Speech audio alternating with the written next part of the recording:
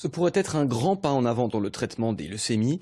À Besançon, des biologistes ont mis au point un médicament et qui pourrait aussi être utile contre d'autres formes de cancer. Les explications Thierry Chauffour, Jean-Stéphane Maurice. Les premières recherches ont débuté dans ce petit bureau de l'établissement français du sang de Besançon. Marina Deschamps et Christophe Ferrand, docteurs en biologie, ont d'abord réalisé ce qu'on appelle la preuve du concept, montrer que la technique utilisée peut fonctionner pour soigner la leucémie myéloïde chronique qui touche environ 600 personnes par an en France. Ce principe de base, le Carticel, a été développé aux États-Unis il y a 5 ans pour soigner certaines leucémies.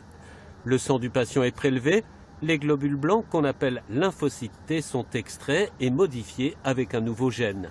Ils se développent et sont ensuite réintroduits dans le sang du patient où ils vont être capables de cibler et d'attaquer les cellules malades. Résultat, la maladie fond ou disparaît chez certains patients.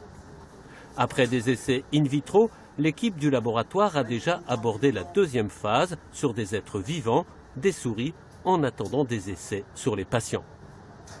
Il faut passer donc de la recherche à la clinique, donc augmenter l'échelle et ne plus travailler dans des petits flacons, mais dans des poches qui pourront être administrées à des patients. Il y en a à peu près pour 3 années, donc entre l'optimisation technique, toute la partie réglementaire, puisque bien sûr c'est des produits qui doivent être extrêmement sécurisés.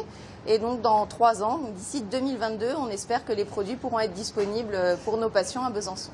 Les traitements utilisés jusqu'alors permettaient de contenir la maladie, jamais de la guérir. Ce nouveau médicament pourra éradiquer totalement la leucémie myéloïde chronique et traiter de la même manière d'autres types de cancers.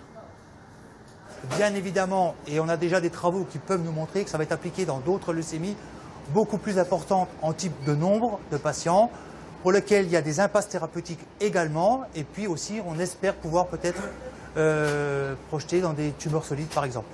Ces travaux sont à ce jour la plus belle réussite de cette unité qui regroupe l'établissement français du sang, le CHU et l'université. Mais il reste plusieurs obstacles à lever.